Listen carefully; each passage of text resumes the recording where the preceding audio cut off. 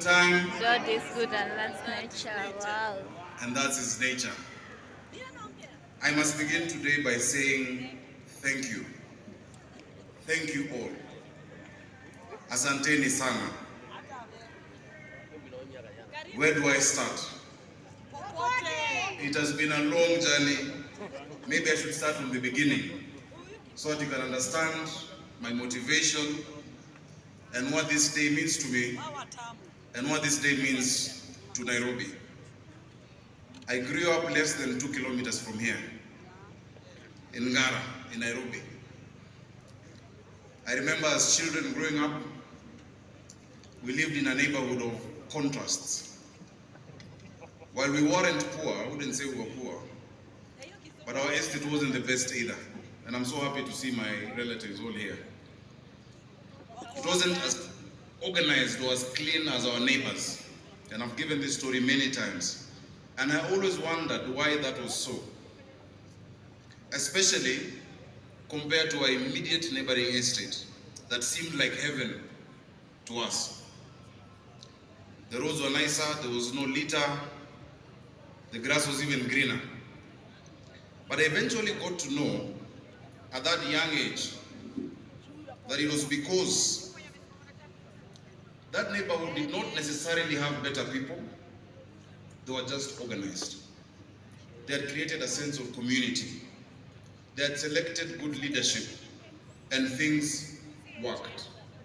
So being the politician I was, even then 7 years of age, I organized a demonstration to protest that system. I got other children involved and things began working. And I'm proud to say that even then we started seeing change. I've also just learned that today, on this day, August the 25th, in 2012, Neil Armstrong, who was the first person to set foot on the moon, died at 82. He accomplished that at age 38, which is a year older than me at that time. And what I really admired about him was the ability to dream. If Neil and his team were bold enough to dream to be the first people on the moon, what is stopping us as Nairobians, including the 7-year-olds out there like I was, from hoping for a working city? I don't think it is too much for us to ask for. We can do it. From Kayole to Langata, Makadara to Dagoretti, throughout the entire span of our 17 sub-counties, 85 wards, Nairobi is full of vibrant culture, inspiration, ambition, energy, and hope. And I've always believed that all we need is a working city, and we will become unstoppable, that we will become a regional and global force. This is what we stand for. A city of order, a city of dignity, a city of hope, and a city of opportunity for all. We can make Nairobi work together. At this point, Your Excellency, President-elect, and all the leaders here, I want to acknowledge my competitors, especially my friend Polika Pegave, who I sat with recently, and he excused himself for today saying he's traveling. I want to acknowledge him because many of you might not know, but really running for office is above all an act of patriotism and courage. And like any race, the best political contest challenge candidates to their very best and to the end of their wits. So thank you, Polika Pegave, for engaging on the issues and for moving our county and our politics forward in the most positive way.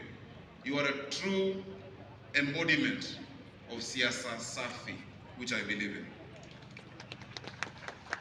Thank you, Polycarp. And also thank you for all the other candidates. I've seen my friend Haman Grewal somewhere here. You saw him at the earlier debate. He did very well. Thank you, Haman, for being here. And we hope that we can all work together because the politics is over now. Nairobians want services. Nairobians want all our ideas moving together for the sake of the city of Nairobi. It would be remiss for me to talk about Nairobi that we aspire to have without recognizing the many, many individuals and leaders on whose shoulders it's an honor for us to stand. The story of Nairobi has been a story that has been unfolding for decades. it has many authors. This is just a new chapter, and I hope this will be its best chapter yet. From the first mayor of Nairobi, Charles Rubia, to the last mayor, George Aladwa. From the first governor under this constitution, Governor Evans Kidero, to Governor Mike